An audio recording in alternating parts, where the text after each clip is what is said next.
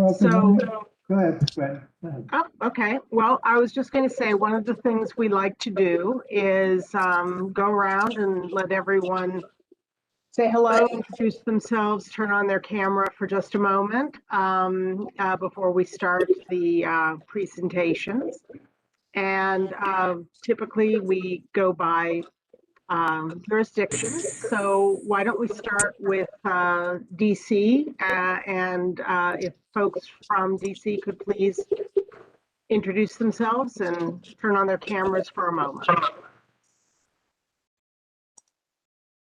Hey everybody, Gwen, unfortunately I won't be able to turn on my camera, I'm audio only today, but this is Andrew Trueblood, Director of the DC Office of Planning. Hi everyone, I'm Ryan Hand, I'm the Senior Account Planner at the East Office of Planning. Okay, any other DC folks? If not, let's move to Virginia. Carl, would you like to start? Sure. Carl Morris, Planning Director for the City of Alexandria.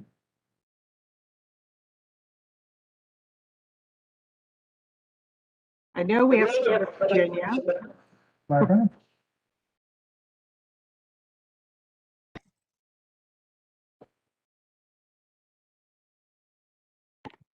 Any other Virginia folks?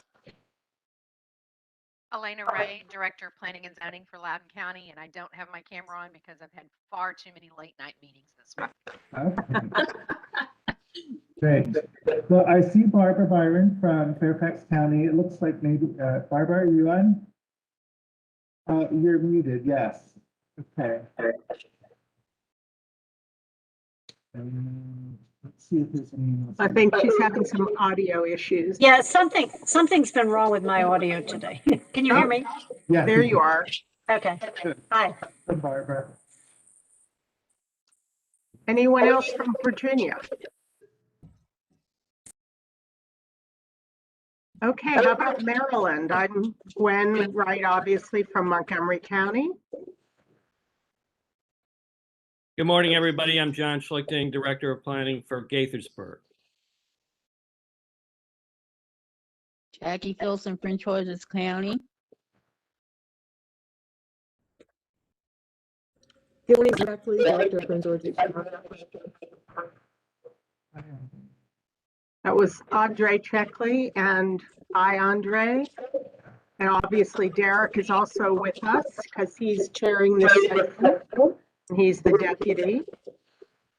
Do we have some folks? I know I have a couple more folks from Montgomery County. Would you like to introduce yourselves?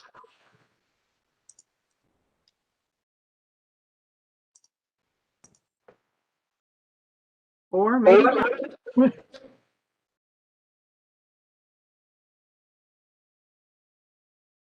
Well, I believe Caroline McCarthy is with us, who's Chief of our Research and Strategic Planning, as well as Corinne Blackford, who is one of our demographic and research planners. Anyone else from Maryland? This is Chuck Boyd from the Maryland Department of Planning. Good morning. This is Susan LaRousse from Maryland Department of Planning. Great. How about COG staff? Would you like to introduce yourselves?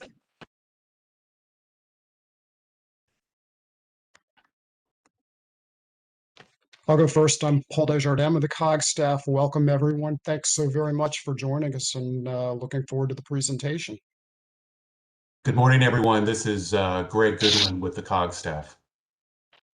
Good morning. This is John Kent with COG staff. I am running the WebEx today, and it does look like we have a little bit of lag or audio issues. It sounds like some people have texted that they're having issues. So if I could remind everybody to keep yourself on mute when you're not speaking, that would go a long way. If you are calling in, I will try not to mute you because I know it's frustrating to be unmuted, but if I do mute you, it's *6 on your number pad to unmute. And lastly, I know Carrie McCarthy is having problems with audio. You could have WebEx call in, if anybody else is as well, to your phone. Where the mute button is on the bottom left, there's a drop arrow, and then at the bottom of the options, it says switch audio. It will connect to your phone, and then you can use your phone audio. Thanks, guys. And good morning. This is Ariana Kadunas with COG staff.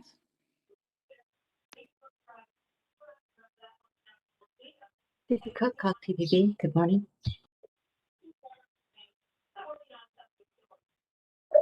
This is Great. Chapman with COG, Housing Program Manager. Great. I also know Liz Price is here, if Liz would like to introduce herself. Calling on these people and surprising them.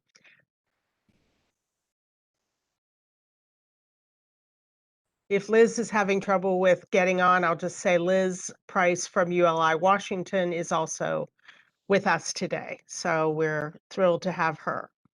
Is there anyone we've missed? Good morning. This is Mark Phillips from WMATA, Office of Planning. And Gwen, I think Clara Johnson is on from Fairfax and that Leanna O'Donnell will join us in a little while. Great. And I don't know, Melissa from NCPC, if you wanted to introduce yourself. Yep, good morning. Melissa from NCPC here today. Thank you.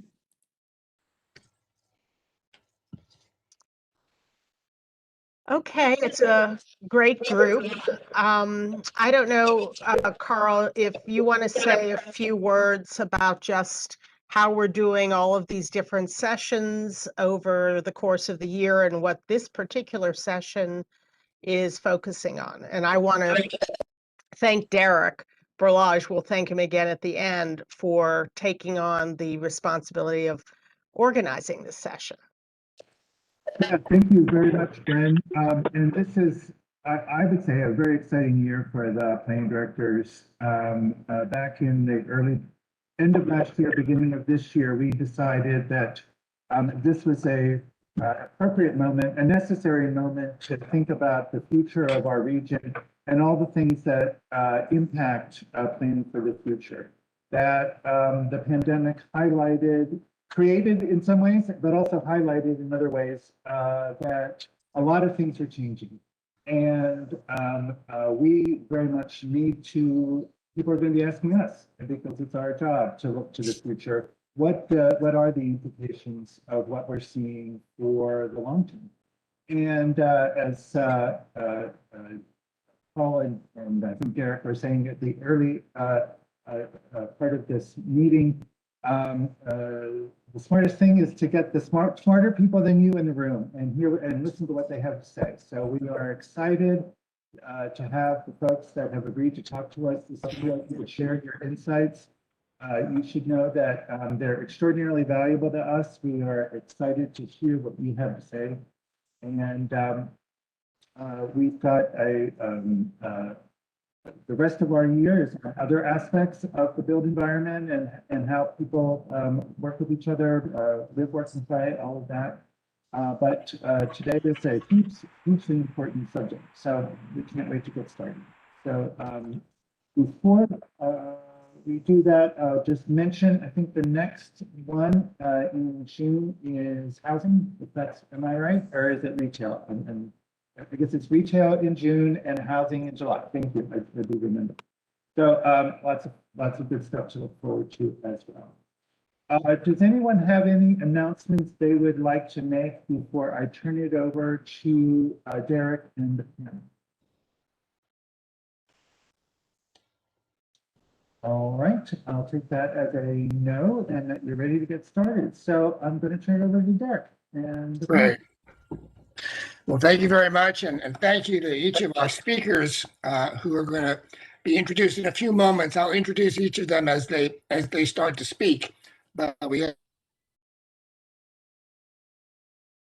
to address a range of issues. Obviously, how the pandemic has affected the office market, but also how it has affected the design of offices and the operation of offices, the retrofitting of offices. We have some folks who are experts in the development and construction of offices. We have some folks who are experts in interior design and the operation of offices during the pandemic and going forward. There's some folks who are actually expert in all of those things, so it's a great group.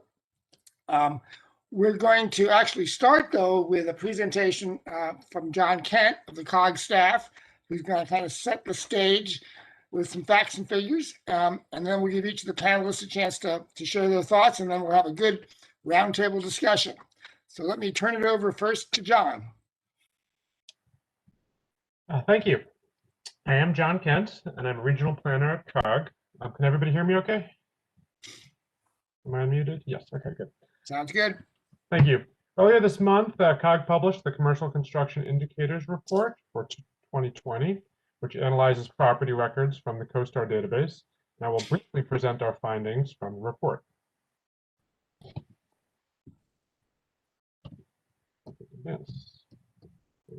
This graph from the report shows the annual total square footage of new commercial space in our region for the past 30 years.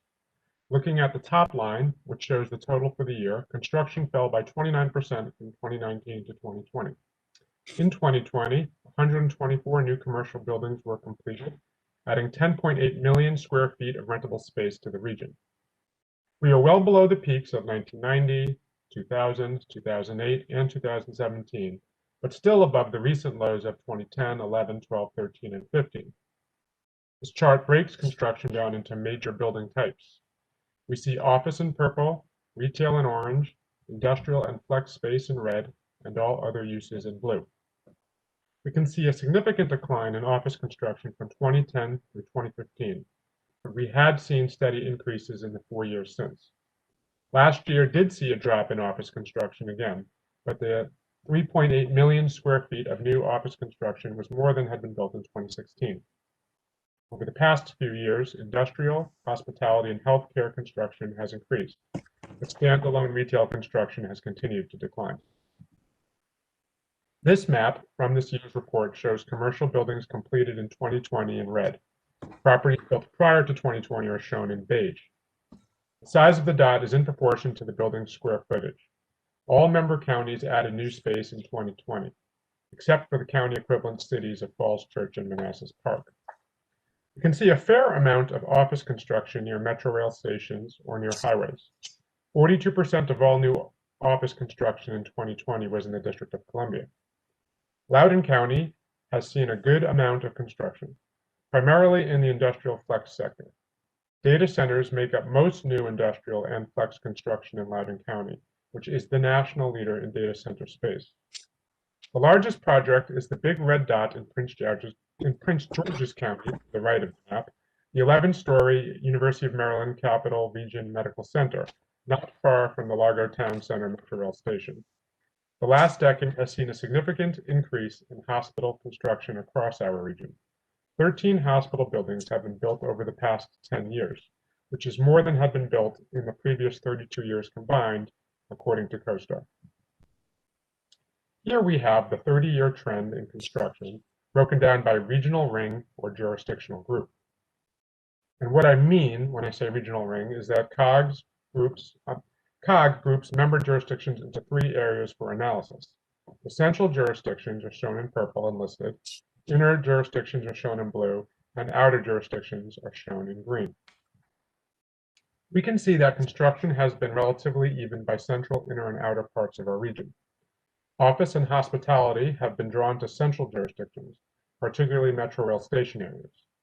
Healthcare and retail have been more likely to be placed in inner suburban jurisdictions. However, Fairfax County has also had a lot of office construction recently. Warehousing, distribution, and data center space has been prevalent in the outer jurisdictions. The retail and office properties that have been built in the outer ring have typically been in smaller building sizes, have typically been smaller than the building sizes that are found closer to the regional core.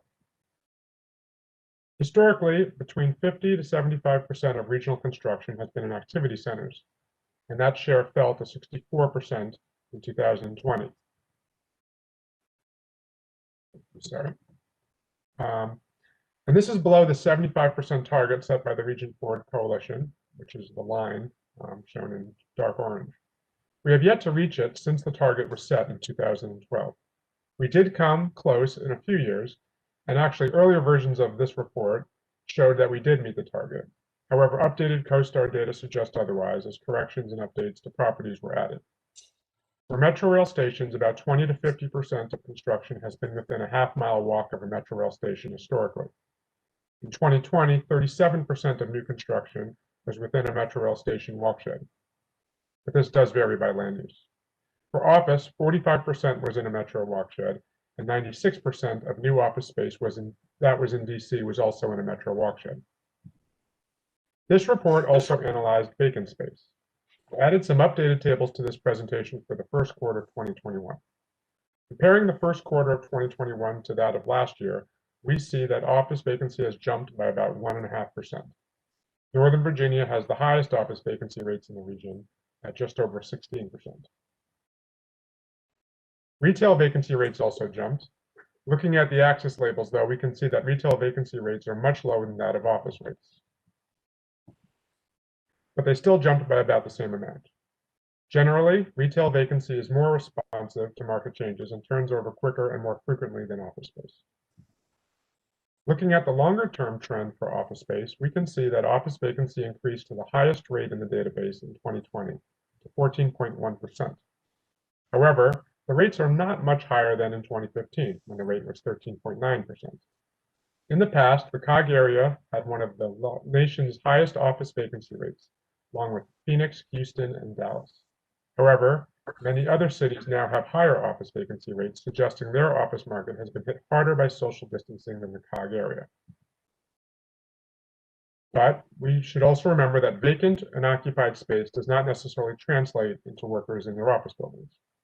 This data is from Kastle Systems, analyzing the use of security cards by workers, and it shows that nation's office buildings are still below 50% occupancy when it comes to workers.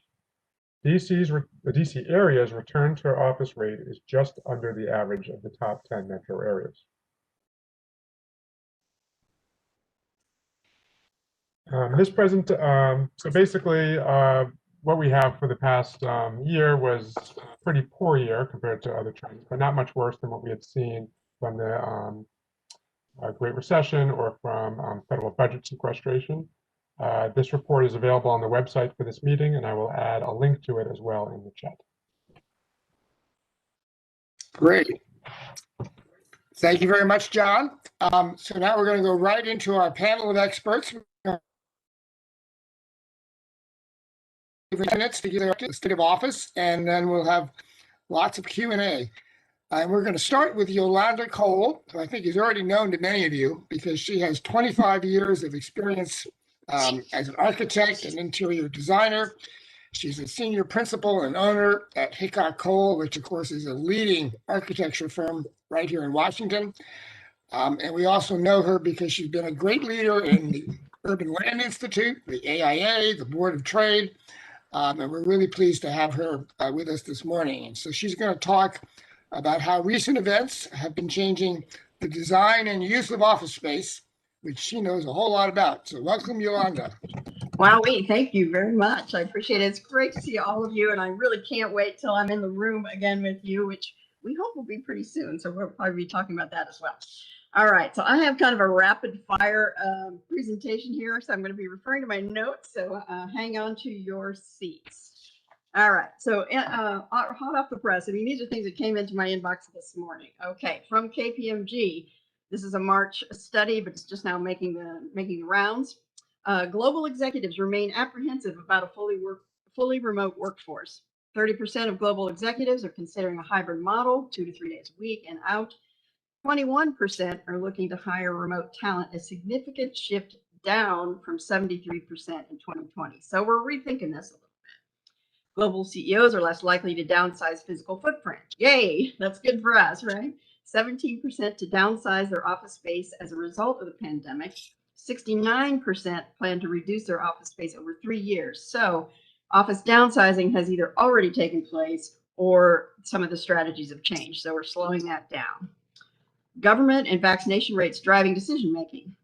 76% CEOs see government encouragement as the prompt to return to the workplace. So please help us encourage our people to come back to work. Let's see. 61% need to see 50% or more population vaccinated before return to offices. I can tell you this is a big deal as we are looking to return to our own. 21% to ask clients and visitors to report their vaccination status. So this is a big hot topic, as you're probably all experiencing. Then just this morning, I'm on, watching TV right before I come on from the Boston Globe. This is John Levy. Hybrid workplace probably won't last. What do we think about that? All right, having some people work from home while their teammates are in the office runs counter to much of what makes organizations tick. So my ears are going up on this one because we're just about to go to hybrid ourselves. Issues are trust. As distance increases, teams need higher levels of trust to function. Trust is traditionally created through little actions that are more fluid in person. Working from home can be too convenient. I like this one. Things that are convenient aren't necessarily good for us. In your pajamas, maybe, I don't know. I think we can all stand to up our wardrobes. All right, belonging. One of the greatest predictors of longevity is whether we have close social ties. It's hard to create a sense of community and culture and belonging at a distance. So cultural currency is one of the things that's really coming up as a concern as we look into remote and hybrid workplace. All right, so what we're seeing, here we go. In the office building market, even slower. Office market was slow before COVID, so let's say it's only gotten slower. Construction prices didn't go down, mostly due to supply chain issues. So this is a continuing thing we're going to see, and it's a really a big bummer because as we come out of this and see more demand for all kinds of construction and activity, we're getting bogged down by what happened to the supply chain and getting stuck to the site. And this is happening even on our own site, our own workplace. Little to no spec. Spec building essentially out. Build-to-suits are still a go because these tenants tend to own their own buildings. They may have their own ways of financing and moving forward even in such conditions, but they might be a little jittery about what they should do or how much they should do. All right, keeping up with the Joneses. In locations where there is a catalyst, think Amazon, Virginia Tech, projects continued, albeit at a slower or stop and start pace. So even in that market, maybe not so much Amazon, but certainly around the Virginia Tech area, and maybe Christy can give us highlights on that. We're going and then we're stopping because we're working on some of those projects over there. But now I think we're going to be a go. Repo Man. Repositionings continue with a greater eye on health and wellness, better HVAC, ventilation, touchless fixtures, rigorous cleaning protocols, but not huge big differences, I would say, in office design. A look to more sustainability. Health and wellness is also really big. More elaborate spec suites to attract infill tenants. We're doing more and more of these, and they're getting more fancier and more fun all the time, at least from our point of view. Talking conversions. Notice talking. Owners, developers looking at office to housing conversions, which is not as easy as it sounds. Limited sites work with dimensional characteristics. Access to light and air equals you have to cut holes in them, equals less square footage, equals less potential for return. So therefore, that means that we're looking at incentives to make it work. So tax credits, additional density, fast tracking, some other means to get those things going. All right, shifting to the tenant side. Whoa and Nelly. Several tenants who were about to look for a new space decided to put it off and stay in place. They didn't know how much remote work would affect their future space needs. However, it's a buyer's market. Lots of competitive rents, lots of concessions, free rent, TI, people wanting you to pay for their furniture. You name it, we're experiencing it as we try to fill a sublet space. Not bigger, not smaller, just right. Many tenants did not substantially change their square footage requirements, either larger or smaller. We incorporated ways to distance or change orientation or create greater variety spaces, or people could work away from a desk-only option. And this is as they're still really working remotely for the most part. All right. Hybrid flex is here. Now what? Hybrid work models that combine in out of office are the new model, yet to be proven, will be more difficult than all in or all out. Management of teams and people is going to be a challenge. The office is the place you meet and collaborate, equals a variety of spaces for this, outfitted with new technologies. Greatest concern is cultural currency. As I mentioned before, when people are scattered, some companies that require creative collaboration, like our own, may suffer or find new ways to work around it. In our own case study, right behind me, you can see this is a rendering of our new office space. We happen to have signed a lease just before March when the pandemic came in. So there we are. We have been designing and constructing our own space while working remotely. We are currently homeless. We moved out of our Georgetown office in March, and we are completely crazily remote right now until we start to move in July. We have moved east. We're following the vibe. We've moved east to the Nomad Union Market area, where the energy of the city has moved. Mixed use, walkable neighborhood, next to the metro, entertainment, retail amenities, plus a little grid. Took the same amount of space, but incorporating tenant space, so occupying a little less, but it's more efficient. So basically the same. Work anywhere, everywhere is how we're proceeding. Open desk space is not much different. The studio that you can see behind me. But we can now work in many different kinds of spaces all over the office. Quiet cars, open areas with lounges, variety of conference rooms, several high-talk collaboration spaces. We have a VR lounge, and we can work outside on the terrace. We went all mobile, laptops, headsets, and in and out of office remote access. Getting toward the end here, hybrid flex ain't easy. It ain't easy. Going to move in phases from July through September, starting with the people who want to get back to the office, because there's some who are in their basements who are dying to get back. Others are quite tentative, and this is a real issue with parents with children.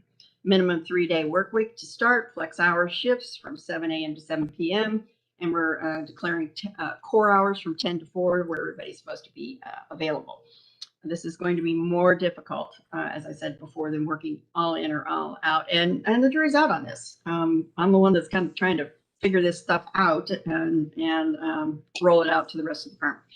I predict that many people will find it necessary to be more in than out of the office for certain kinds of work, and also because of the issue of just being with people and being seen and not being forgotten, if you will, if you're still working at home. So, conclusion. Strong accelerations may slow down a bit while we catch up to the new realities. There you go. I hope I did that in my time frame. You were well within your time. That was perfect. That was a barrage of great ideas that I know will lead to lots of good questions. Okay. And actually a perfect transition to our next speaker, who is Michelle Bailey Hedgepeth, who I'm especially proud to introduce because she's a colleague. She is the Chief of Management Services for our own Prince George's County Planning Department with 185 employees. And so she is someone who has been on the front line. She helped us navigate in the space of a couple of days from having 185 people come to work to having almost all of them work from home. She's now helping us to figure out how we return to the office and what kind of hybrid model we're going to have. And especially relevant, she is also very involved in the design of a brand new building that the Prince George's County Planning Department is getting ready to construct in Largo. Prince George's County, as you should know, has had an explosion of transit-oriented development in the last couple of years. And actually, the pandemic really has not slowed that down. And we're at Park and Planning, we're doing our part to keep it going because we are going to be relocating in the next couple of years to a brand new office building on the doorstep of the Largo Metro Station. And that means we're designing a new building at this very interesting moment when everyone's trying to figure out what does the office of the future look like. So Michelle, who has a master's in public administration and has in her previous career managed Maryland's emergency response system. She was the town manager for Capitol Heights. And the executive secretary for the Baltimore Liquor Board. So she has a lot of Maryland experience, and she's going to talk to us about some of those questions. So take it away, Michelle. Thanks, Derek. I hope I'm not echoing too much. I'm going to start sharing. I went a little, okay. So I put together a PowerPoint because some ways the images I think are helpful to talk about this subject. I tried to figure out the best way to talk about telework because I feel like right now the conditions that we're in are telework is sort of in flux. Like, is it a great thing? Which I think from employee standpoint and productivity standpoint, a lot of people would say, yeah, it's working, and people can just like Ms. Cole just said, like you can work in your PJ pants, but have a blouse on top. I'm not in my PJ pants, but you can kind of do that. So let me just go into my presentation. So when I approached this presentation a few months ago, I had a totally different thought pattern when Derek first called me about how to do this. This last few weeks with the CDC guidance and the different directions, some of the telework concepts are really clear on, how do we work remotely effectively, and how do you have the technology to do that? So what I'm going to go through is try to answer some of the questions that Derek posed to me today in his set of things. I feel like right now it's sort of a disorienting time for our staff and our employees. They want to know where they're going to be in the next couple of months. They want to know what telework or a hybrid program will look like. And we might not have all the answers they need right now. And maybe that's just okay to be able to say, we're working on it as we have. So I wanted to consult the experts. What do the experts say about telework? I went on the internet. I have a huge file, and so I'll make that available in the question and answer period of different policies or procedures that I've looked up from all over the country in regards to telework and how to do this. But for 15 minutes, I kind of wanted to go into a couple key findings. So in an ideal world, your telework scheme would look like the one with this beautiful desk, a great chair that has back support. It's somewhat clutter-free, but has a little bit of personality. And you have plenty of storage and everything is at your fingertips. But then we had COVID. So we were kind of set up in this way that people had to set up offices on the fly. And a lot of the office materials or workspace equipment that people needed really wasn't even available at stores. When you look at telework assignments, the best thing is to get tasks and expectations, making sure that people understand what they're going to be doing and how they're going to be doing it. We've sort of worked on it on the fly in a lot of organizations, and it's really one of those things that even with the technology increases that I've seen over the last year, it's been difficult for everyone to have the same level of proficiency and to know what they're really doing.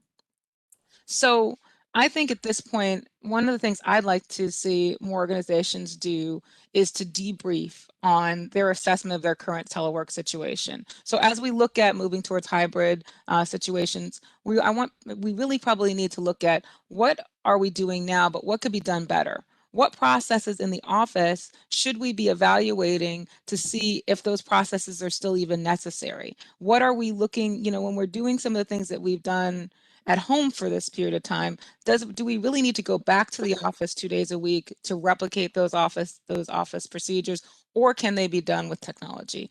The other thing that I wanted to say is that, there's this whole thing about stress and productivity in America, and the APA has put out their recent survey in 2020 on stress in America, and I kind of wanted to read a little bit of what what your employees are feeling, because I think this moment and what employees are going through is really important. One, a lot of Americans have either gained or lost a great deal of weight in the recession. The COVID crisis, and they have and self-image issues. There's a lot of self-image issues in this whole issue, in this area. The typical weight gain has been up for the average American is about 29 pounds. So that's reported even across the board. People are sleeping less in the pandemic. They've reported more sleeping problems, or they're sleeping more related to other issues, which is an interesting thing. And then most of our employees have had issues with just trying to get normal health care, going to those routine doctor appointments because they're afraid to access health care.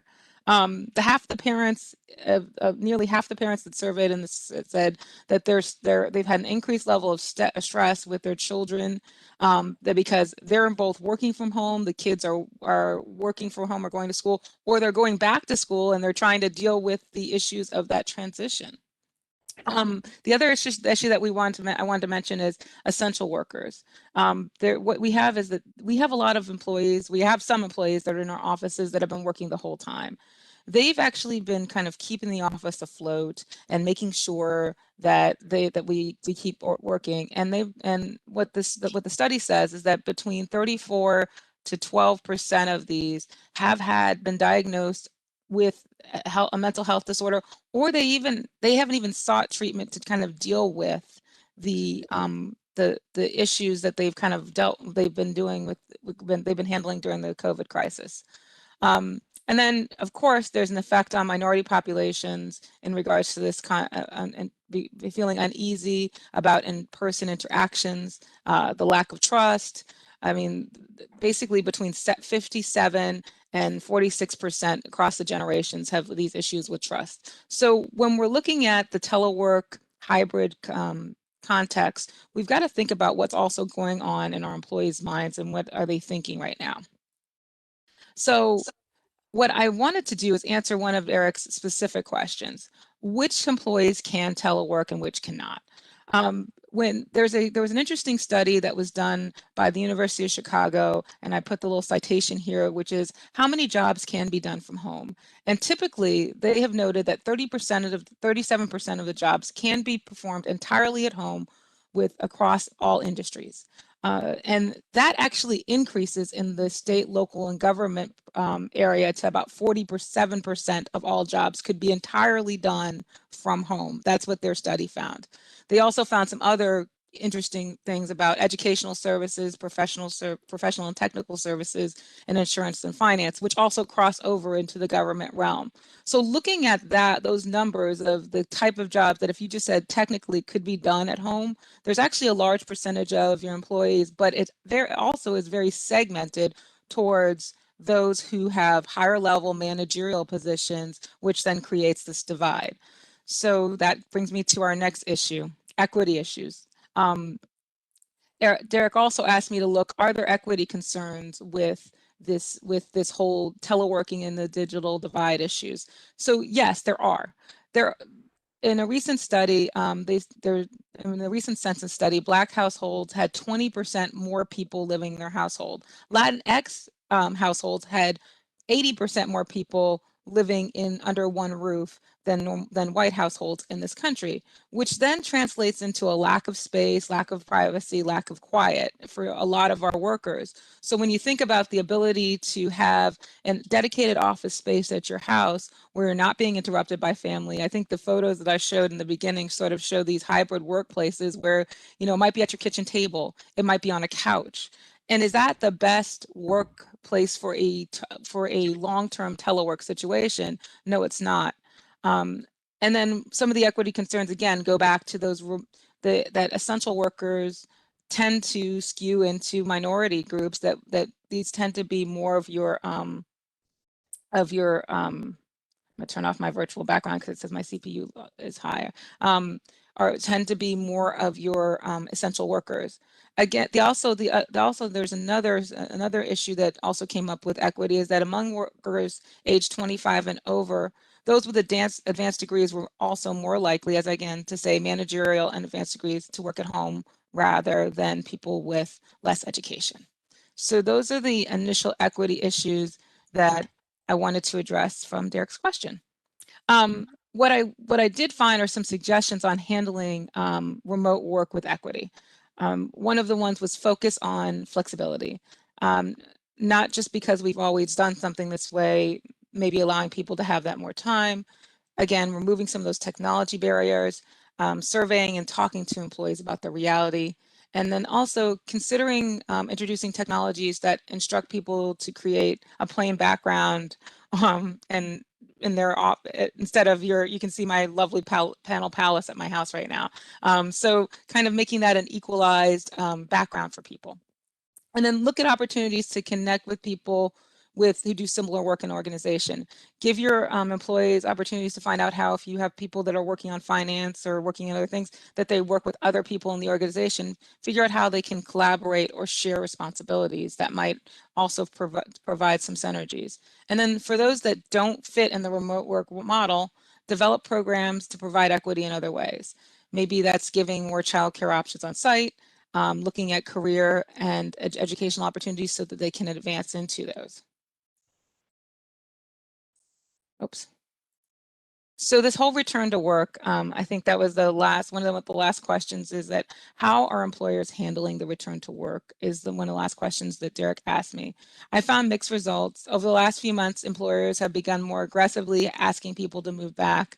I found article after article about the shift in the pull from employees that they really feel productive, they don't want to necessarily come back, or they only want to come back a few days, and then the organizational need to have some of these people back in the office because there are things just not getting done. Initially, when I thought about this, I thought a little bit like way that Ms. Cole's talking about, like, creating barriers, PPE, phasing shifts, doing all that kind of doing all of that stuff, which is what we have to do. But the other part about it is that with the prevalence of the vaccine, some of that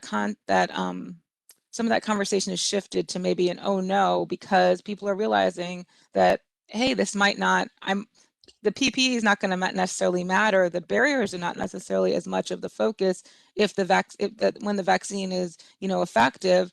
But I think the other thing is that people are just scared. I think there's a lot of anxiety. So when my photos are, people are, working, but it still shows this like level of stress that's kind of going on within the home and the potential work office space. So what can we expect? When I put down, I took a little bit more stuff about some employees when will not want to return. They're going to cite these issues of health and safety concerns, family issues, general anxiety, and the feeling that they're more productive at home. We've done our own surveys and that's come out. And of course, there's articles out there that's going to say a whopping 58% of employees say they absolutely seek a new job if they were forced to return to work full time. And then, about 31% say, oh yeah, I would come back if there are all these things. So how do employers really deal with this in an effective way? I mean, we need to make sure that we provide employees with an opportunity, one, to get that counseling if they need it, but also to kind of make sure that when we're coming back to the office place, it's an attractive place. And Derek was really, the one thing that we're looking forward to is the fact that we will have new office space in a few years, and being able to offer that carrot versus the stick to say, look, this is going to be a place that you really want to come back to, and making the office space someplace attractive, and that someplace that people want to be a part of, and bring them back to those things that they really want to be able to do again. They want to collaborate. Some people want to talk to coworkers. I think that even when you're meeting people online, and Derek kind of set up with me, I've only been at the agency since COVID has existed. I've met individual employees on a one-on-one basis, but only for a couple minutes. Most of my interaction with my employees has been on Microsoft Teams and in chats and things like that. So it's been very distant. And that's a whole different relationship than working with somebody one-on-one. And I think that's where in some ways, that's where we're going to go. Even though we have this technology that allows us to instantaneously chat or talk or, interact with your employees, it's still not quite the same as what we're used to. But we also have to get used to this new normal of these electronic assistive devices. So in my last few slides, I talk about, so what does the future hold? The magic 8-ball, where are we in this whole great telework thing? I believe that telework is a great tool. I found that I've been very productive, and it does benefit the public sector and the environment that it creates for the employees to do work independently, also to work collaboratively with a lot of different programs, and from the standpoint of making some of our employees much more resourceful. They have to figure out some stuff that they might not have figured out on their own, and they end up doing some great things on Teams. I'd have to say that I have some employees that are like masters at using all the electronic stuff, and then they've been great at teaching other employees how to do that. And then we found new ways to achieve some of the things that we want to do. But again, this also has come to a cost of the organization, from the standpoint that we are still trying to get to know each other in different ways, and also the fact that we might want to. Another positive about telework is that it allows for that work-life balance in this really tough time, and getting people to see how these can coexist. So I just wanted to kind of go through that. I know, Derek, the questions are at the end. I hope that I've answered your primary 3 questions that you asked me and I'm available for questions at the end. Excellent. Thank you very much. That was very thoughtful, and appreciate that very much. So now we're going to pivot and hear from some of the people who actually create new office space in our region. And in particular, we're going to hear from two of the most respected, successful office developers in the DC region. The first is Christy Smith, who is the Executive Vice President at JBG Smith, which is, of course, one of our premier office developers in the region. Christy has worked on a wide range of projects throughout the region, and we understand that at the moment she's working on a small little office development called Amazon HQ2.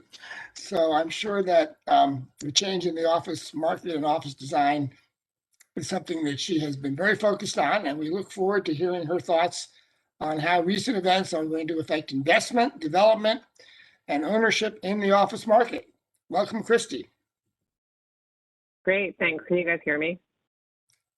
You sound Okay. great. I had some technology issues, so I had to switch out my normal setup. I'm here in the office today. So thanks, Derek, for the intro. Like you said, my name is Christy. I'm an Executive Vice President in the Development Group at JBG Smith. For those that don't know us, we own and operate urban mixed-use properties, throughout the DC metro area. And then we have an extensive development pipeline of almost 16 million square feet. So over half of our holdings are in the National Landing submarket in Arlington and Alexandria, adjacent to Virginia Tech's planned $1 billion innovation campus, and also, like Derek mentioned, Amazon's HQ2. So, we're really active. We're focused in DC, and we're focused in kind of those primary key transit-oriented submarkets within great neighborhoods. So like many others, we are trickling back to the office. Earlier, I went outside to wave my arms so that the occupancy sensors would kick on and there'd be lights behind me, but they turned back off, so we're saving energy, which is good. But we're trickling back in. So I think we're really planning kind of an ease in over the summer, with Labor Day kind of being our new routine. And we don't exactly know yet what that looks like. We're trying to be really responsive to what's going on in the world, cognizant of people's childcare needs, summertime, and we're all, I think, hoping that school is full-time in the fall. I've been lucky. Montgomery County has brought my son back 4 days a week, so I'm quite delighted about that. And I think, similar to what Yolanda has mentioned, and also Michelle, in terms of what will the future of work look like, it seems like based on the studies that I've reviewed, the flexibility is desired, some form of hybrid work, although no one's really done hybrid work. So what does that mean? I think is very much still, a question mark. I think, as Michelle kind of left it on her final slide, I think that's very apropos. But it does seem like, there is a desire for that. People have gotten a taste of that. And, oh, it is nice that if I'm traveling, I can leave a little early. I did that the other week. I went on my first flight, and it was cheaper to go in the morning. And so I did that, and then I worked from the hotel in the afternoon. And then I worked the next day, too, from the hotel. So that idea, I think, is really attractive. What's also interesting, though, is that in reviewing this research, a lot of people aren't willing, though, to give up dedicated workspace for that. So in order to make that really work and kind of reduce utilization, you would need to then do hoteling, with desk and whatnot. But a lot of folks aren't willing to give that up, even to have that flexibility. So I think that's going to be an interesting component as the workspace changes, because there's so much of what you think could happen given the pandemic if, fewer folks want to go to the office, but the reason why you want to go to the office now is for that collaboration. So you could see a desire to, let's everyone spread out and have bigger offices or less workstations. But I think really the quality of the amenities, those shared spaces, getting people together, I think we probably all miss that. I know there's a subset, of the population that is like, I am happy from home. I don't want to see you people, but I think a lot of us are, social animals by nature, and the best work, I believe at least, is done in person. There's times for that head down, leave me alone, workspace, but so much of that quality innovation, comes from the in-person, collaboration. It comes from, bumping into somebody in the hallway, right?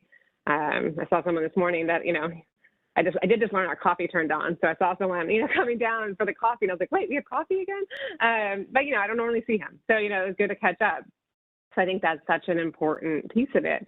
I do think, Michelle touched on this too, but there's a generational divide of what works with, the older generation saying, I'm fine working from home. This works great. And the younger generation either perhaps being in a smaller space or with roommates, or, you know, having young kids at home and, you know, like, please get me back to the office.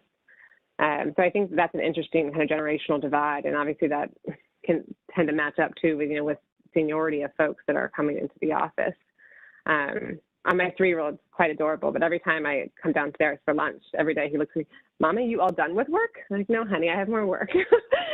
But it's still, you know, kind of cute to have that interruption, but it does kind of mess with your psyche when you're flexing in and out of that space. And I think as we think about what happens with design going forward, right, that's kind of a lot of questions that we've had, and we've paraded different firms through to do their, you know, lunch and learns, and what does it mean? How we change things. I think a lot of it is just, I think, validating and perhaps accelerating the trends we had already seen. You know, dedicated outdoor space for individual tenants. That's a huge one. I mean, that's just like, we all want to be there. We all want that outdoor space. It's just that connection. You know, at home, I open my window, right? And that's an interesting part that Amazon actually does incorporate into their buildings is operable windows, which is unique. So, and I think, you know, some of the maybe the less sexy stuff, things you don't see, the enhanced filtration, kind of all of the MEP stuff happening behind the scenes, you know, is critical. We've also seen, you know, the desire for tenants to have, you know, kind of separate lobby entrances. I think this is already happening, but more focused from an identity perspective. You know, they want to feel special and unique, and that they're the big power player in the building. So having that dedicated lobby at the ground floor and then going up to their space, I think is really valuable, and also kind of helps with that notion of intermingling with, you know, fewer people. I think that's something that, you know, we've seen. And then it comes down to like technology, you know, for hybrid to work, you know, it needs to be seamless. And it also, you know, as we look at like touchless technology, you know, what does that mean? We adjusted our headquarters building, so now you fob and you wave your hand and the door's open, and you can operate the destination dispatch in the elevator from your phone. We really like don't have to touch, you know, almost anything. I don't know how long that will stick around. I was never one of the germaphobes, so, you know, I was like, everybody, no one else is touching anything, so I can, like, it's fine for me. But I think that's really interesting. In our space, we built this beautiful building in Bethesda. It was one of my projects. We moved in November of 19, so we spent, you know, 4 glorious months here before we went home.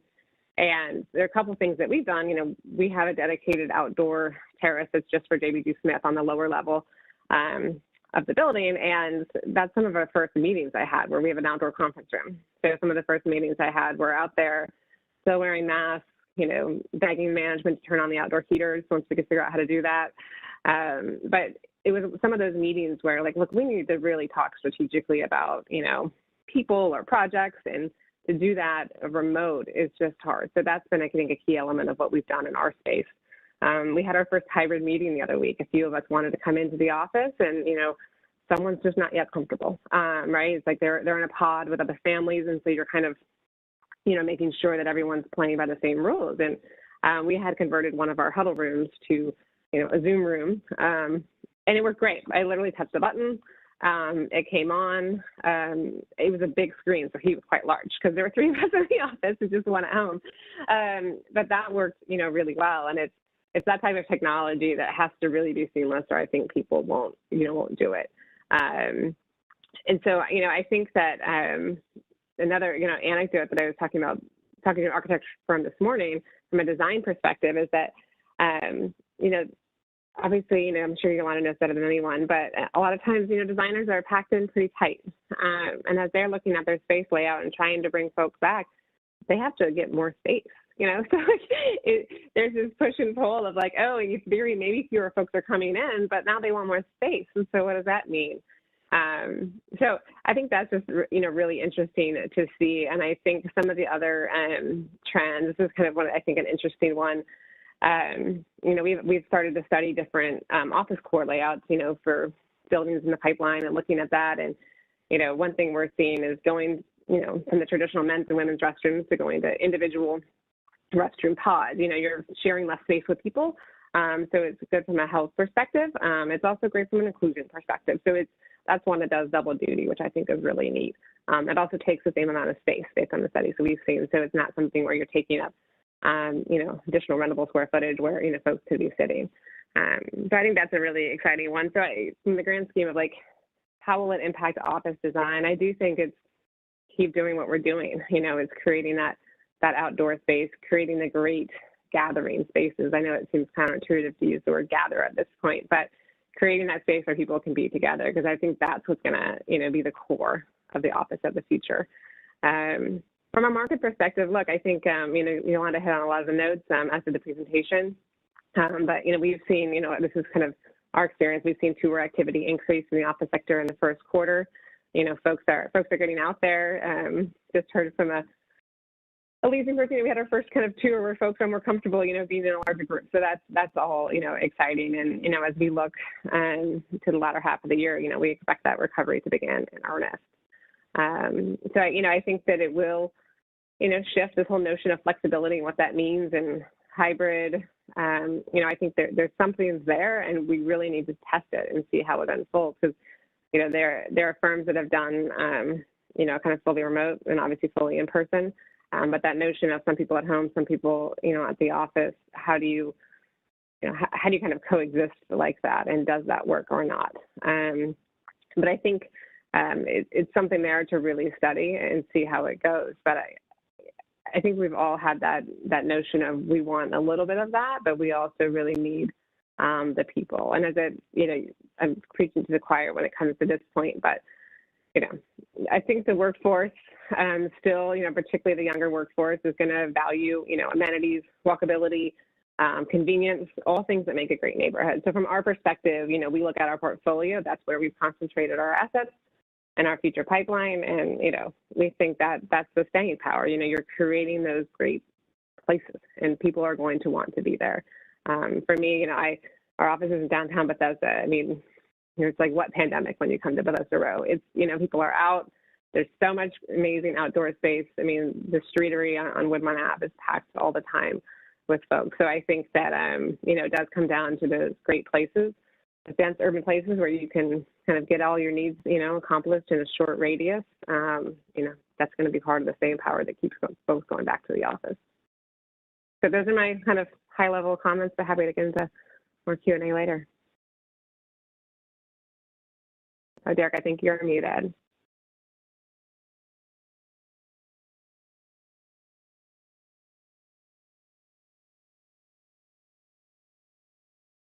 Can you hear me now? All right, good. Thank you very much. That was great. I'm sure that will produce some great questions too. And finally, we're going to hear from Dean Lopez. Dean is the Senior Vice President at Corporate Office Properties Trust, also known as COPT, and a company I've got a lot of respect for. I've been a planner in 3 Maryland counties during my career, and COPT has been a major player in every single one of them, including Prince George's County. And I do want to sing not just their praises, but the county's praises, and mention the Discovery District, which is a fabulous tech district that has been created by COPT in partnership with the University of Maryland at College Park. Great, amazing tech tenants, beautiful architecture, and of course a metro station and soon a Purple Line station. So it's great transit-oriented development. So thank you for that project, Dean, and thank you for the comments that you're about to give us. Welcome. All right. Thank you, Derek. Thank you for those nice comments. They're greatly appreciated. And good morning, everyone. It's a pleasure to be with you today. I'm a Senior Vice President in development, commercial development with Corporate Office Properties Trust. And let me get started here. One of the benefits of being last is that, frankly, a lot of the points that I was going to make have already been made. And so hopefully I can be brief and maybe highlight some of the differences for us here at COPT. Like JBG Smith, we are a real estate investment trust. We're publicly traded. OFC is our ticker on the New York Stock Exchange. We own, manage, lease, and develop Class A office properties and data center facilities. Our portfolio today is about 21 million square feet, most of which is here in the Mid-Atlantic. We also have significant developments in Huntsville, Alabama, and San Antonio, Texas. 180 Class A office properties, 30 data centers.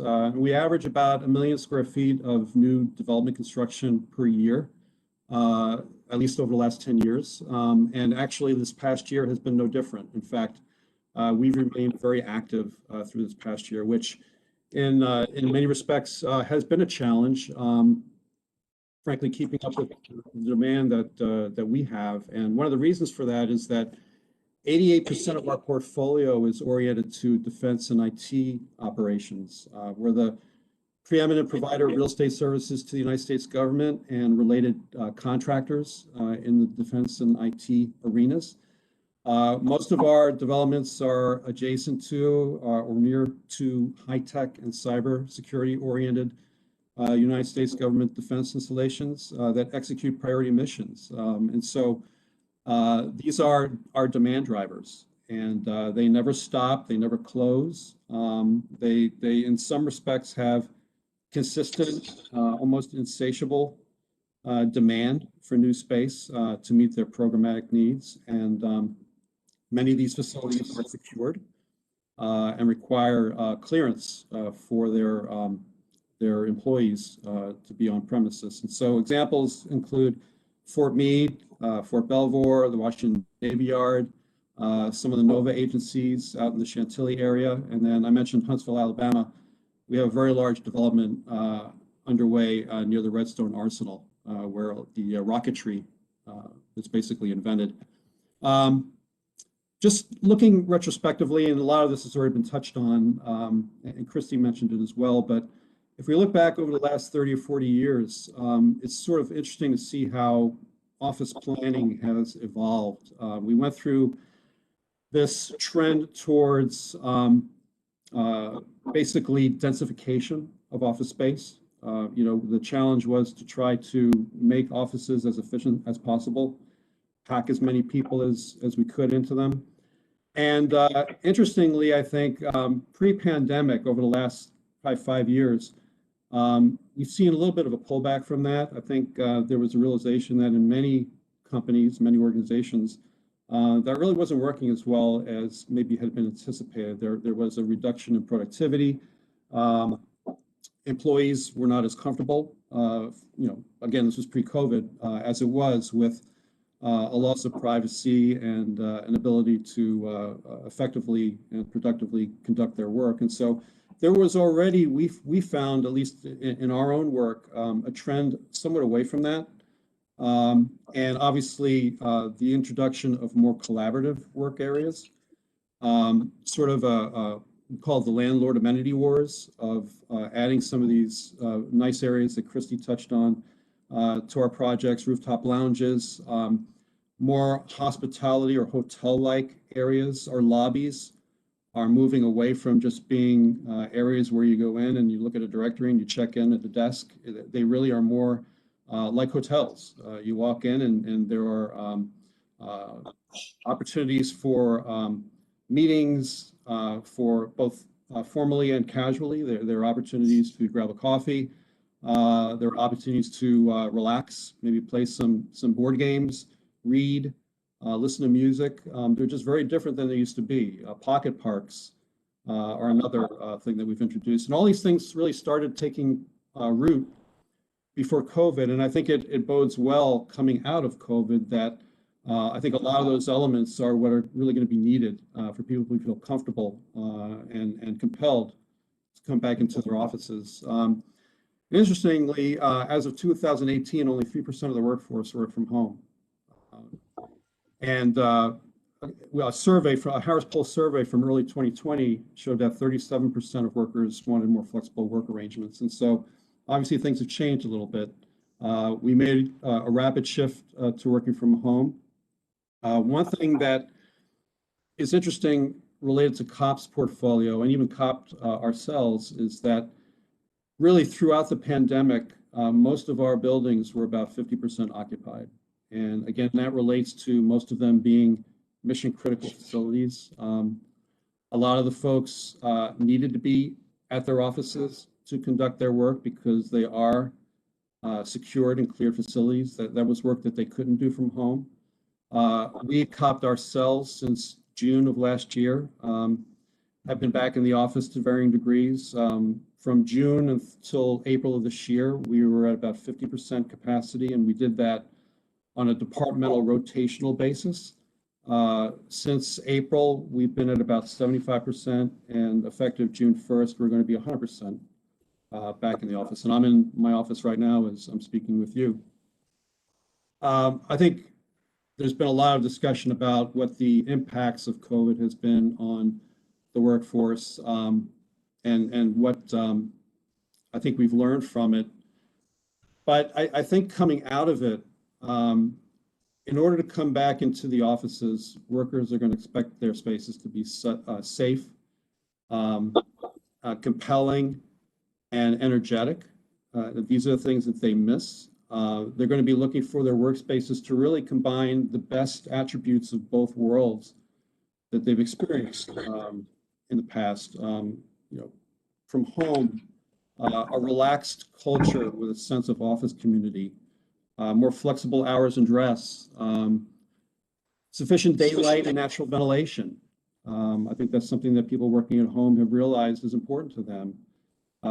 Adequate space for focused work, and state-of-the-art office equipment, AV technology, and connectivity like 5G wireless are going to become more and more critical. And we talked about the equity issues earlier. These are the things that have made it very difficult for some people to effectively work from home. There was an interesting NAIOP study that came out in March that made some projections about what the future holds. And I'll preface this by saying that none of us are clairvoyant in this regard. We're all twisting in the wind coming out of this. I think a lot of what we're projecting and anticipating is based on some more recent anecdotal experience and discussions with folks, but none of us really know for sure what's going to happen. But one thing for sure is that we do believe that a hybrid model, to some degree, varying degrees, is probably here to stay. Some companies have figured out how to do it more effectively than others. That said, there is still a need to some degree for most organizations to come back to their office, and that will drive a return to the workplace. There'll be less travel. Zooming, as sick as many of us are of it, is here to stay, and it's proven effective, and we've all gotten a lot better at it. And it's proven, a more cost-effective and time-effective way to conduct meetings with folks out of the area. So why get on a plane or drive hours to something that you can more and as effectively conduct in a meeting over the internet. Interestingly, we're expecting there'll be more opportunities for women. Talk about equity. Interestingly, there's been a disproportionate percentage of women making jobless claims relative to than are in the workforce. 50% of women have made jobless claims, and yet only 39% are represented in the workforce. And so there's obviously a runway of opportunity there, and that could drive, frankly, attitudes towards design going forward. Obviously, a greater shift towards informal wear and increased focus on productive versus perfunctory meetings. I think everybody has realized that the old standing meetings that we had in many cases were meetings for the sake of meetings, and we're all meetinged out regardless of the format. And so while conference space will continue to be important, I think it's going to be more targeted in use. And then I'm going to share some personal speculation just from my own observations. I think that the new office design paradigm will evolve to include some reduced occupancy, and I think Yolanda and Christy probably touched on this as well. We're not seeing necessarily reductions in programs as opposed to just a shift in the elements of the programs and where the space is required. Density will reduce, so there'll be an increased square footage per occupant, and that bodes well, I think, for our industry going forward. We're not going to see people looking to significantly downsize immediately, at least.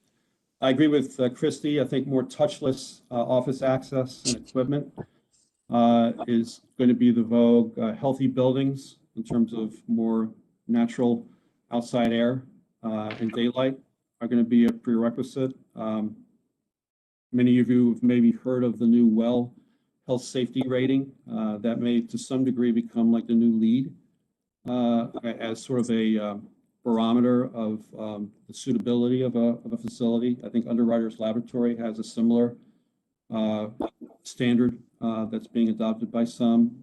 Indoor-outdoor workspaces, the option to do either are going to be important. I think urban location is going to remain strong, but under the hybrid work model. I think suburban and exurban satellite offices will see a resurgence. And I'm really just using an anecdote here of having 2 millennial children. One of them,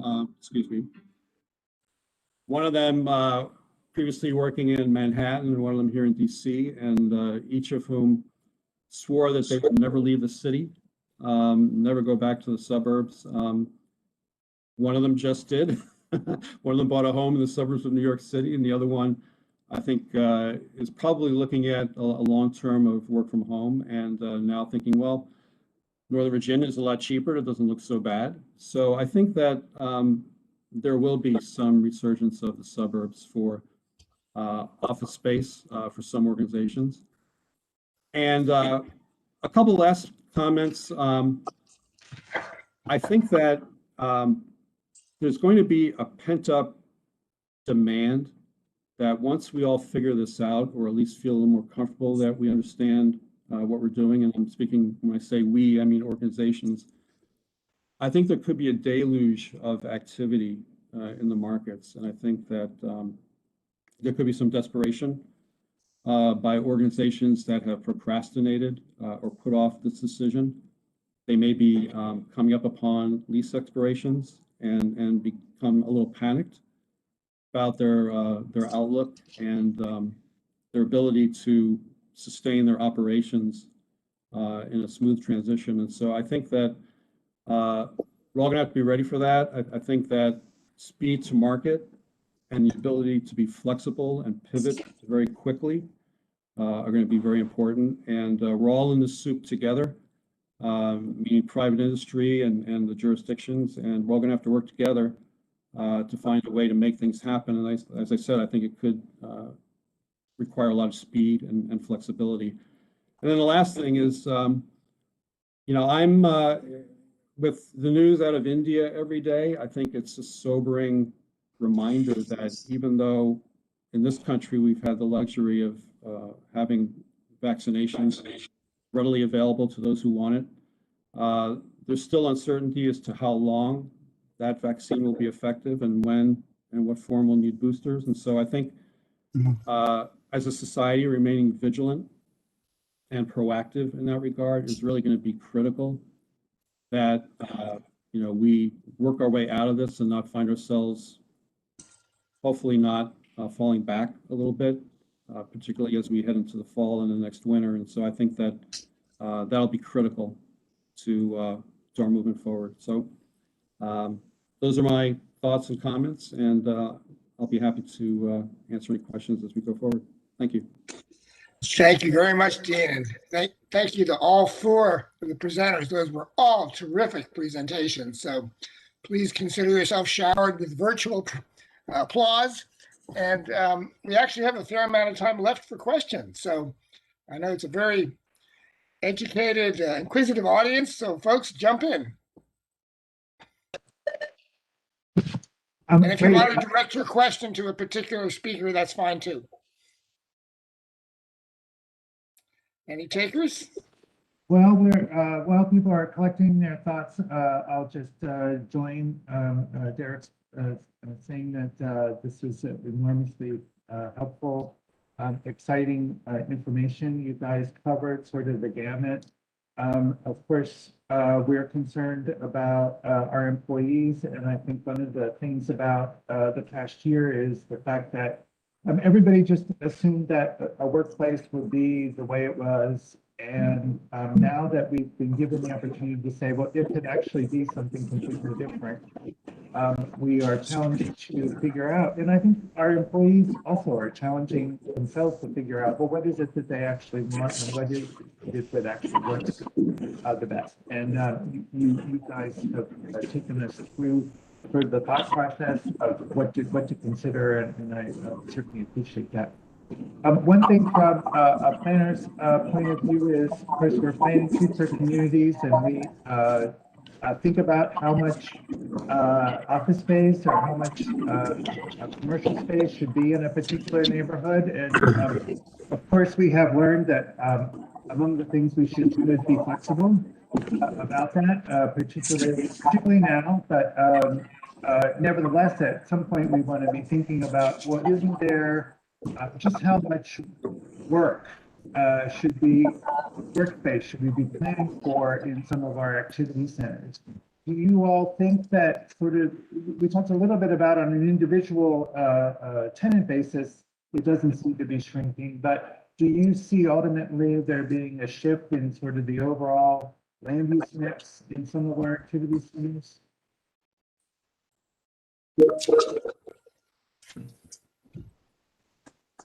Anybody want to take that in particular? I don't know. One thing we're seeing is this blended mixed use, blended vertical mixed use. So I would say that the extent that you try not to control what it is that's going to go into these spaces, the better. And as architects, what we're trying to do is design more generically so that different kinds of uses can go into any particular building footprint. So we're looking at, flex build is what we kind of call it, or we've got just recently more stacking of, parking retail. So creative office, not in a large amount, a smaller amount, topped off with residential, and that has its own, challenges, getting all that stuff, plumbing stuff down through an office space. But it seems to be where things are going, and this allows developers and the people on this panel to be more flexible with the marketplace. Even as if you're designing it and it takes 2, 3, 4 years for something to be built, then you've got some time to actually and flexibility. So flexibility, like in our office space, flexibility is in a bigger environment. I'd like to hear what Mr. or Dean or others think about that too. Well, I echo that sentiment, Yolanda. And even though we're kind of a dyed-in-the-wool office developer, first and foremost, particularly myself, I work in the 12% of our portfolio that is not defense and IT oriented, and so I'm more in tune with what the broader commercial market is doing and looking for, and it is more mixed use and amenitized type of environments, and even the Discovery District that Derek mentioned that we're involved with out in College Park in partnership with the University of Maryland was originally kind of a sleepy industrial park that evolved into a research office park that now is evolving into a mixed use district that includes residential, retail, and we're excited about that. And even though we don't we do develop retail, we don't develop residential ourselves, we are looking at opportunities to infuse many of our developments with that use because we think it's important. We think it drives energy, it drives demand. And so we're looking to partner with other developers on projects that do have a broader mix of uses. Thank you, that's great. Other questions? This is Jim Snyder. Question for Yolanda Cole. Go ahead. Yolanda, one of the things that I've seen that's kind of interesting, I wondered from the architecture side and maybe also for the others who are on the development side, watching what were once modern office buildings being actively stripped of their skin and turned into, new housing. So because they're not in the prime locations and it makes more sense economically, I guess, to convert them to residential. Carl, several in your jurisdiction in Alexandria are going on right now. It's really interesting to watch. Some at Skyline are happening as well, where they're older office buildings which are planned to be redone into a combination of work and live kind of spaces. In Falls Church, we have some older office buildings where we're running into situations where it's difficult to knock those down and be able to afford and build new office space, get the rents to make that work. So people are looking at, well, let's take this older building and let's clean it up and gut it and renovate it and make it small, more affordable, but nice space for smaller users at a more affordable price in a place that's very walkable and has a lot of conveniences around it. So I'm just curious how much, if any, you all are seeing of that kind of business happening where older buildings are being renovated, smaller ones maybe being upgraded from class C or D to something better, and then older office buildings that being turned into residential or this mixed environment that people were talking about. Curious for comments on that trend. Okay. Great question. Who wants to take a shot at that? I think you directed that to me, and we're happy to hear everybody else's too. Well, a couple of things I think I touched on very quickly was that there's a lot of talk about these conversions. There's a little less doing of them because there are unique challenges associated with it. We have a couple of these projects that we're doing, but it takes certain kinds of buildings, certain kinds of footprints in order to take it from an office to housing. You have to have light and air. You have particular column dimensions. You have the depths of the office. Floor plates are bigger. It doesn't always make sense to do it or make it easy to do it. It also means that you're sometimes taking an office footprint and carving out holes so that you can get that light and air into these spaces, which means you're removing FAR, you're removing square footage. And so then that becomes maybe a financial decision. And I don't know if other Dean or Christy can tell us about that, but so a lot of people want to do it. It's just, it only works in certain conditions. What we are seeing really more of, and I think Dean touched on this, and Christy too, to some extent, that this amenitization of the office building. So our hospitality lifestyle group is doing a lot of this repositioning for rooftops, for shared amenity spaces, putting even rooftop space that's at the lower levels of the building, at the second floor, above the second floor, where you have setbacks and things like that. So there's been more turning office buildings into more like a hotel environment, if you will.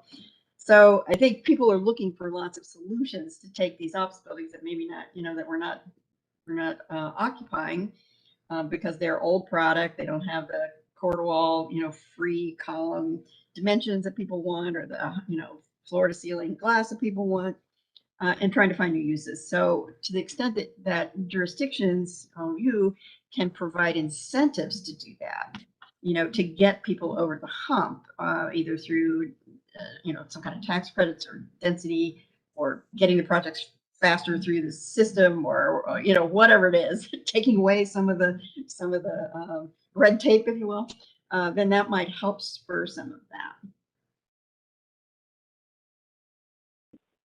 Terrific. Further questions? This is Gwen, and I had a couple of sort of questions, sort of observations, but I'd be interested in hearing others' thoughts. One of the things that I think is going to drive our non-residential space is what industries are going to be thriving in the future. And one of the things that we've seen, at least in Montgomery County, is that healthcare related industries and biotech are very big. And maybe that relates to, all of the concern of the pandemic, but I think it was happening even before. And healthcare and biotech are not things you really can do easily through telework. People can't, do a lab in their apartment. And so we're going to, if we keep moving in the direction of having these industries grow, we're going to still have a lot of people who are going to want to commute to work. They're going to have to commute to work. And I think that, I'm sort of interested in observations about that. Also, the thing that I've learned, or I feel like I've learned during the pandemic, is that being able to get out and be in open space is so important. And I was really interested in what Christy said about how they've created outdoor meeting rooms. And I know that our park system has been really very, very busy, and they've been pretty innovative in coming up with ways to create places for people to recreate, to meet, to be outside, and have activities. So in terms of I'm a believer that people still want to be around people. Honestly, whether it's in a work situation or not a work situation, I don't think we as human beings like being isolated. And so I think we're going to still have this need to create places where people can come together, but many of them may end up being outside rather than the kinds of civic buildings or rec centers or things that we've had traditionally. Anyway, just a few thoughts that I wanted to throw out about, sort of things we're all trying to learn. We're all, I think as, one of the earlier speakers said, we have that, crystal ball, and the answer is hazy. What is the future? Hazy. But a couple of the lessons I feel like I've learned from the pandemic are the things that I've just mentioned. And I wondered if any of you had thoughts about those. Jump in. I think as we look at, you mentioned the healthcare, biosciences, being obviously kind of predominantly, in person, depending on the type of work. And I think Dean mentioned it too, some of like the mission critical, government facilities. I think, obviously tech is a burgeoning one, and, tech may have the perspective, oh, you can, it's so easy to work remote if you work in tech, but also, the innovation there is even, I think more, powerful to do in person. And lots of firms have said they will continue to be, an office culture, including, the large user that I'm working with. They've publicly come out and said that they still intend to do that. So I think it's interesting, I think, as we've diversified the industries within this region, right? You mentioned, healthcare. Obviously, the government's always been there. And I think I don't have the exact stats, but in terms of the local market, when there is a concentration of political power, no matter which one it is, you see more growth there just because there's a concentration perhaps in more things, being funded and whatever it may be. And obviously depends on what is being funded, perhaps depends on the party, but the fact that there is just that concentration is interesting to look at and from the history of the region. And then I think, this outdoor component I think is a really interesting one. I think it's going to be one where owners and designers are looking at, trade-offs. If you want to maximize FAR, right? You can't always incorporate that outdoor space, but making those trade-offs, you still need to meet the demand of the users and what do they require. I've yet to tour, Cars building in Bethesda, but the way that they've positioned the site and created those opportunities, I think is so critical. And you're right that the parks, that utilization, I'm sure has gone up dramatically in Montgomery County and others to do that. So I think that's a really interesting one to think about how we kind of keep weaving that in. And I think people are just, that connection to being outside is so powerful from a mindset perspective, and from talking about healthy buildings and well certified and all of that. It's just a powerful force. At least for me, I'm like, I need to get outside every day. I drag my kids at the end of the day. I don't want to go for a walk, but no, you're coming. That's good. Interesting footnote. Our agency also runs the park system in Montgomery and Prince George's, as well as doing the planning. Mm-hmm. And during the pandemic, park use in both counties just exploded. And we don't think it's going to go back. Really, people crave the outdoors. I see, Dean, did you want to talk about Gwen's question too? Go ahead. I do, and I apologize in advance. I'm going to have to leave the meeting momentarily, but I just did want to add to what Christy said in terms of the power and appeal of outdoor spaces. And I think there will be a permanent shift. And I think there already was a trend towards it, but I think there's an even greater appreciation now for those types of spaces. We're more aggressively incorporating them into our developments, including, and to Gwen's point about, the biolab industry. I think all of these mission critical types of operations that require work in an environment other than home are going to evolve into reflecting more of what's in the broader commercial industry in terms of appeal. They're going to have to incorporate more amenities, more of these same types of outdoor recreational and meeting spaces.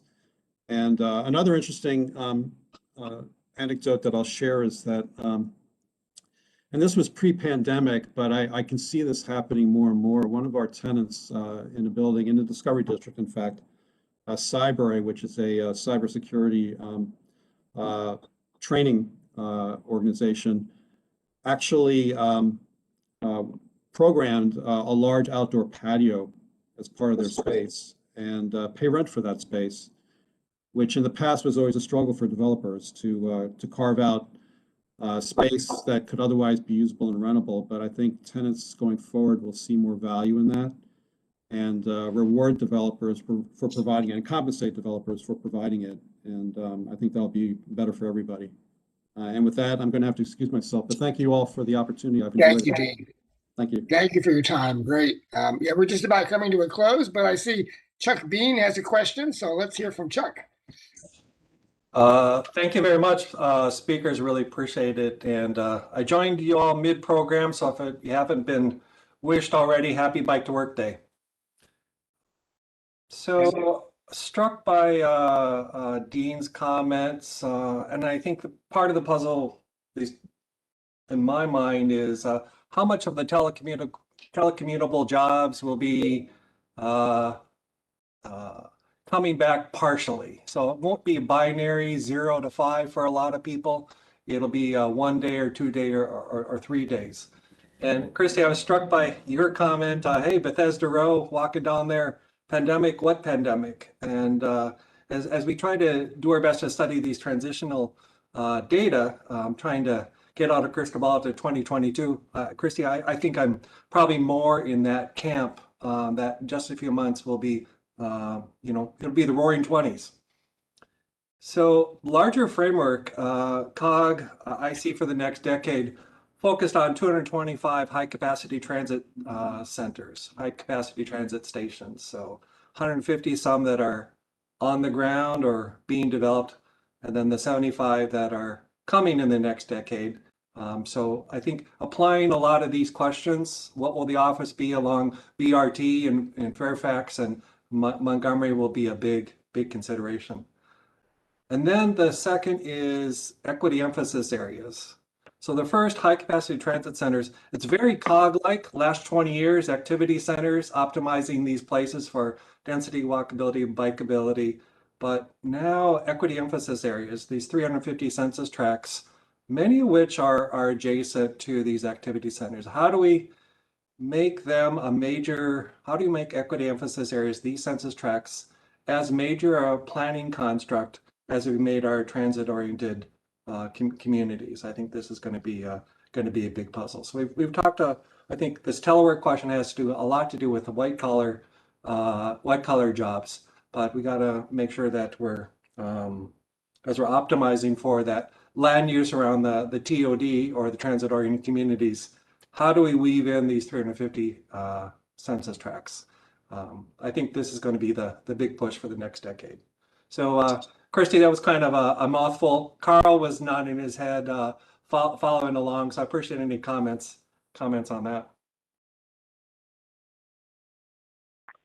Yeah, I mean, I think that's right. I think that if you look right now, I mean, kind of the focus of this dialogue has been, very, very focused on, what it means to return to work, whether I forget the percentages in the presentation earlier, but there's a lot of jobs that couldn't be done remote. And how to look at the big picture and making sure that these communities, do work for everybody. So I think that's a big piece of it. That's for sure, and will be, kind of big work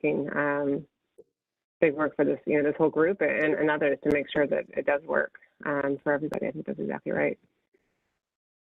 Chuck, I think one of the things we have to get to on the transit centers, people right now need to feel that taking the metro and being on a bus is safe.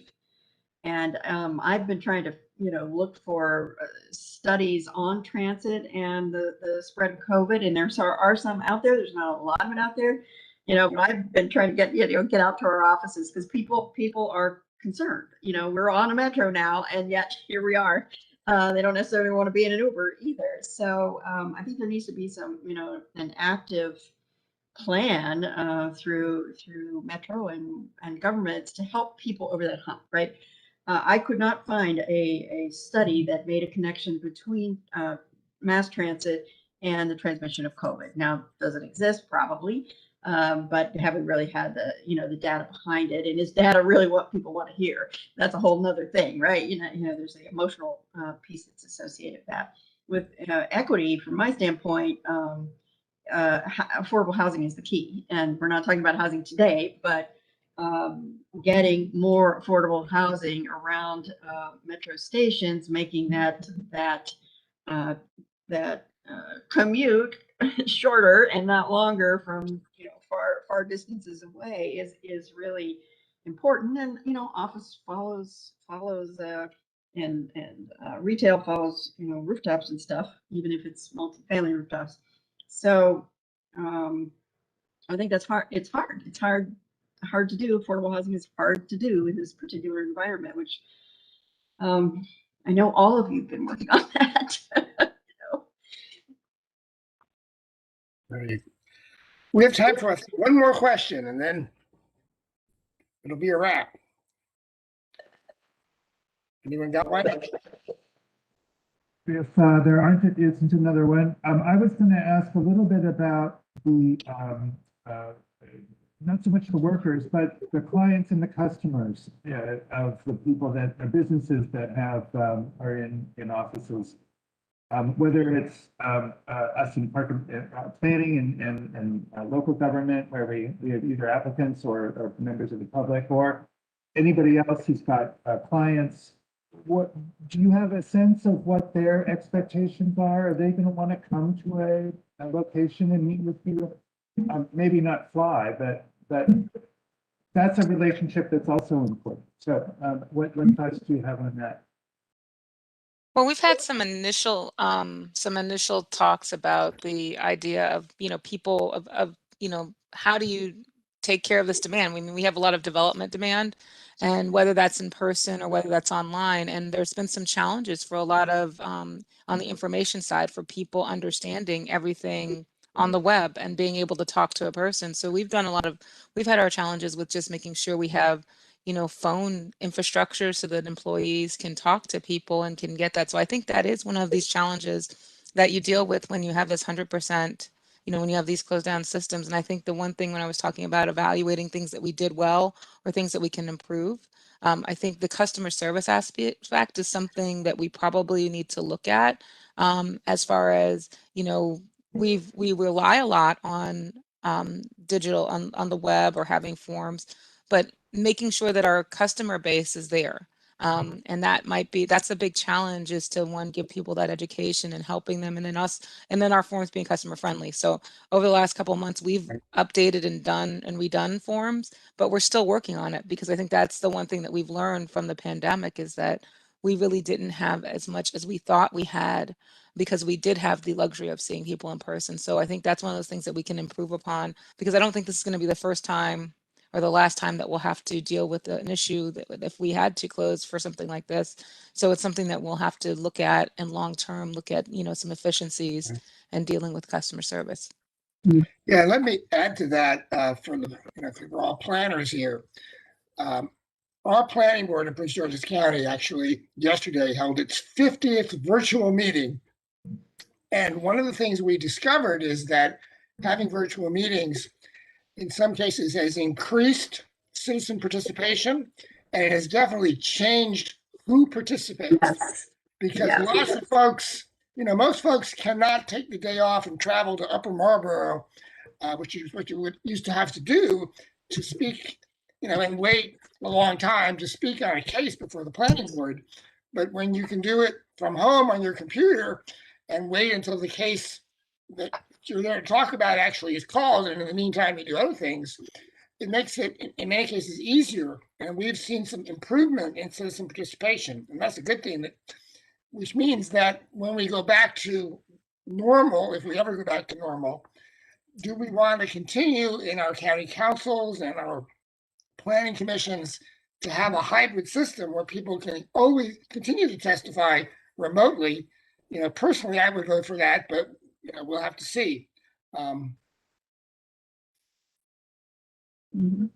think we've seen something similar where you have, you just broader engagement and a lot of our entitlement efforts that have been ongoing. So you're able to hear from more folks who can, wait. They can cook dinner for their kids, while waiting for their slot to speak publicly. So I think that's been something that's really interesting, that we've seen is that you have gotten that broader base of engagement, particularly some of the things that we've done also where you're posting a recorded video and then people have time to review it and engage and provide comments, and it's just a different format. So yeah, it'll be interesting to see how that could have transformed back to a new normal or not. And we've also had the time to do more social media and engage with younger people on the platform and Twitter and Instagram and putting up different posts on, and then also with the virtual meetings, just our public meetings have all been virtual.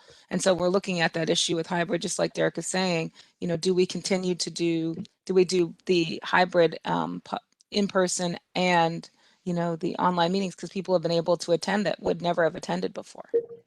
Yeah, I think this is great. It's certainly in the ULI study that we did on housing attainability, but it applies to anything that has to do with public engagement, is, the barriers to people having to be there in person, and how we can increase more positive voices, bring positive voices to the table and not just the noisy ones, right? Is really good. And so we were forced into this, right? And so I'm hoping that there will be, a continuation of some of this broader outreach in that regard. Good. Well, it's a great note to end on. We're at the end of our time. I want to really deeply thank the panelists. This was a great panel. I also want to virtual applause. I also want to thank my boss, Andre Checkley, who's been listening all through this and gave Michelle and me the opportunity to help put this program together. We hope it has been helpful. And back to you, Gwen and Carl. Great, and thank you so much to Derek and to Andre and to everyone in Prince George's County Planning for putting together this very thoughtful panel discussion. And, one of the things that we have done the last few sessions is we've talked amongst ourselves as the planning directors to talk about sort of what have we heard, what have been the big takeaways from this session, because just to remind everyone, our hope is at the end of this whole year of having these discussions, we are going to create, whether it be a white paper or an extended PowerPoint presentation, some output that reflects a lot of the thinking that we've heard over the year of presentations. And we're going to share that hopefully with the COG board. So I didn't know if we wanted to just take our last few minutes to try to jot down some of the lessons learned that we have heard from today. And I know, again, COG staff is always so helpful in recording and taking down some of those ideas. Well, I'll start, Glenn, and I join you in thanking this great panel for these terrific insights. Some of the things that I heard this morning that and I wrote down a lot, so I'm gonna, there's a lot to say, but one of the things that Yolanda brought it up, but I would say everybody brought it up in some form or fashion was how hard hybrid is going to be, and that we are entering into some, in some ways, unknown territory. But also, Yolanda mentioned that close social ties are good for people. And it's interesting that, or mentioned that was something she read, and I think that is true. And a challenge to make that happen with the hybrid model is something for us to continue to think about.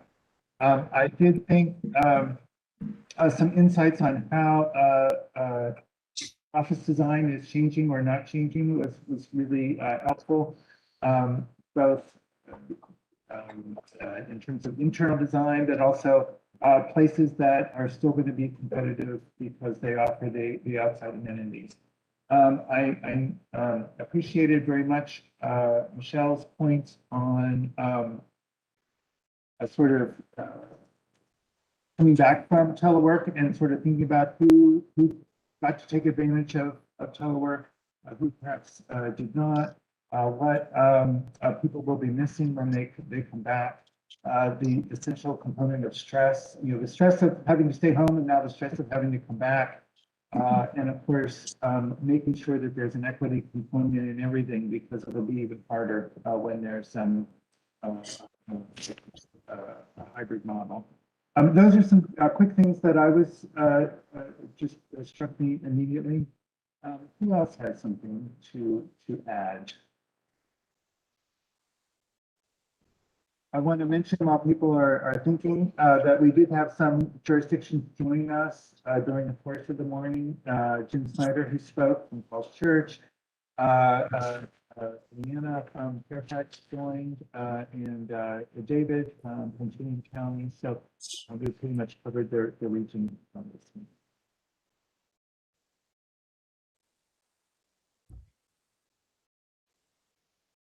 Any other takeaways? Gwen, this is Paul.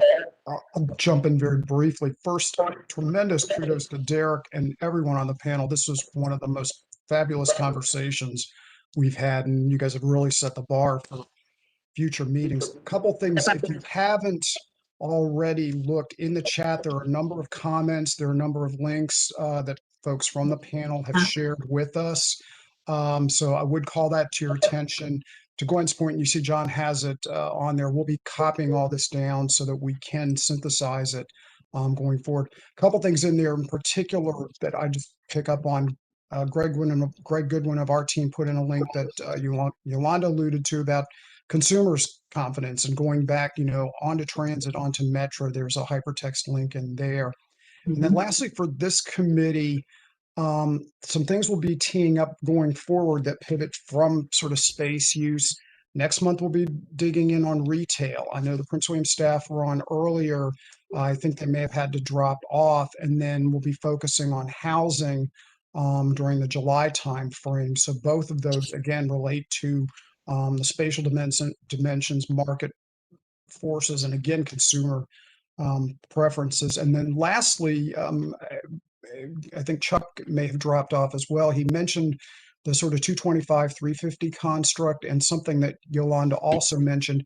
I think as a group, the committee, and with our strategic partners, we're going to want to revisit where we are with the housing targets, production and preservation. Setting aside COVID and pandemic, we were nowhere near on track to hit those targets. And as Yolanda pointed out, if we really do want to create good 15-minute communities, that is a really heavy bar that we're going to have to revisit at some point as a committee. So just my 2 cents there, Mr. Chairman. Thank you, Paul. Very, very good points. And yes, tying it back to these goals that we've committed to.